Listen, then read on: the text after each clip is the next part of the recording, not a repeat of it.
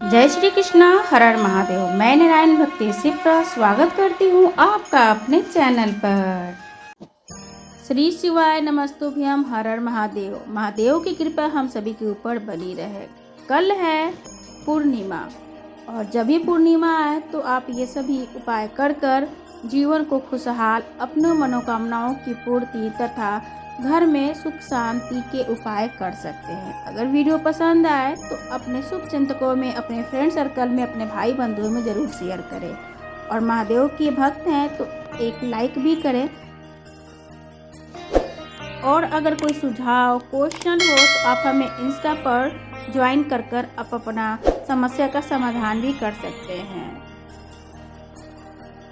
26 दिसंबर 2023 साल का अंतिम पूर्णिमा, जो कि बहुत ही शुभ है क्योंकि मंगलवार के दिन पड़ रहा है।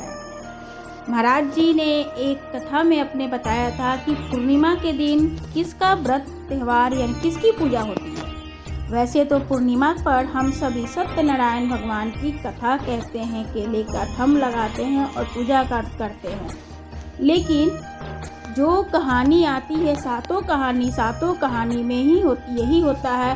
उन्होंने सत्यनारायण भगवान का व्रत किया, पूजा किया तो उनको इस फल की प्राप्ति हुई। आखिर वो सत्यनारायण भगवान की कथा कहानी क्या है? तो महाराज जी बता रहे थे कि एक दिन माता लक्ष्मी शंकर भगवान से मिलने शिवालय आईं तो शंकर भगवान ने माता लक्ष्मी को कहा कि आप अपूर्ण हो। माता लक्ष्मी हो गई उदास और सोचने लगी कि मुझे अपूर्ण कह दिए। तभी माता पार्वती ने उनको देखा और कहा कि हे लक्ष्मी, आप दुखी न हो।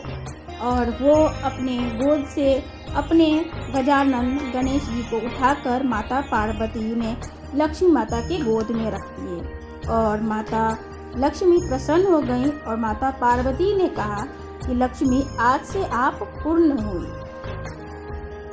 बस इसी को माता लक्ष्मी अपने गणेश जी को गोद में रखती हैं तो वो पूर्ण हो जाती हैं। इसी तरीके से पूर्णिमा के दिन केवल पूर्णिमा ही नहीं बढ़ता, अमृत ही नहीं बरसती, किंतु लक्ष्मी भी बरसती हैं।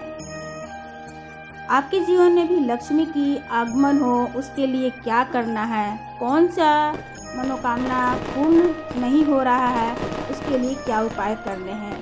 3 उपाय हम आपको बता रहे हैं जो महाराज जी पूर्णिमा पर करने वाले खास ही 3 उपाय हैं। उनमें से आपको जो भी परेशानी हो इस उपाय को कीजिएगा। निश्चित ही रूप से आपको अगली पूर्णिमा तक अथवा 1-2 पूर्णिमा के आने तक ही आपकी मनोकामनाएं पूर्ण हो जाएंगी।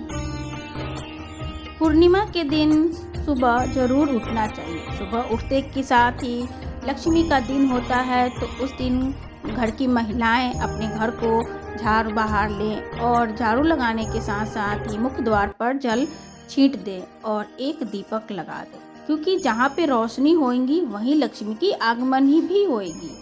तथा उस दिन हमें शिवालय में जाना है अपनी मनोकामना की पूर्ति के लिए। अगर आपका कोई काम है जो नहीं हो रहा है, लाख प्रयास करने के बावजूद भी आपसे वो पूरा नहीं हो रहा है, तो बस इस काम को क्या करना है, इस काम को हमें महादेव को सौंप देना है। लेना है हमें एक अक्खा चावल यानी 1 अक्षत का दाना, आपका काम कर देगा पूरा।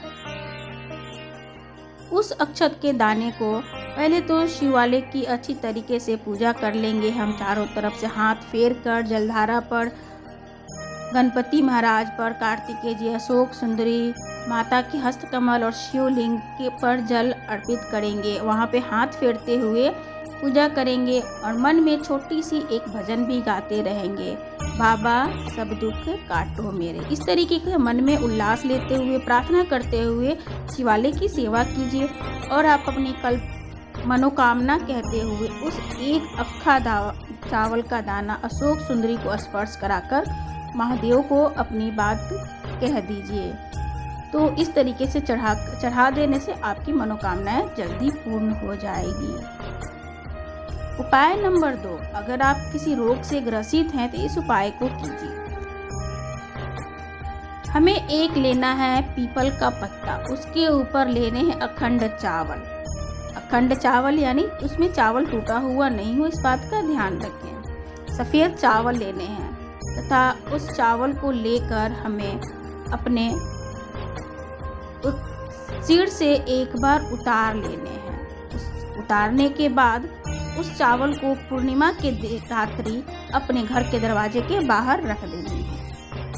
सुबह जब हम पूर्णिमा के अगले दिन उठेंगे, प्रतिपदा कृष्ण पक्ष की प्रतिपदा तिथि में सुबह जब हम दरवाजे खोलकर उठेंगे तो उस चावल को अपने से उसको सूंघ कर बहते हुए पानी में उसको प्रवाह कर देना है। इससे आपकी आरोग्य जल्दी ही प्राप्त होगा, यानी आपकी जो भी बीमारी है वो जल्दी ठीक होने लग जाएंगी। अब चलते हैं उपाय नंबर 3, लेकिन बहुत ही कारगर है क्योंकि सभी के घरों में इसकी कमी है। इस कमी को दूर करने के लिए हर गृहिणी को अवश्य ही इस उपाय को करना चाहिए। उपाय ये है कि उस दिन सभी महिलाओं को जिस घर पे दूध की बनी मिठाई खीर बनता है पूर्णिमा के दिन, उसके घर में स्वतः शांति बनी रहती है। शुरू से ही अगर आदत रखती हैं महिलाएं तो उनके घर में बच्चे बढ़ने पर यानी बहू आने पर भी घर में शांति बना रहता है, कलह कलेश नहीं होते हैं। आशा करते हैं कि आपको ये तीनों जानकारी अच्छी लगी हुई होंगी। इस वीडियो को ज़्यादा से ज़्यादा शेयर कीजिएगा कि जिनको इन तीनों चीज़ों से परेशानी हो उसकी परेशानी दूर हो जाए। तो आप भी इस कल उपाय कीजिए कल, और अपना अनुभव मेरे साथ भी शेयर कीजिए और महाराज जी को भी पत्र लिख कर भेजिए।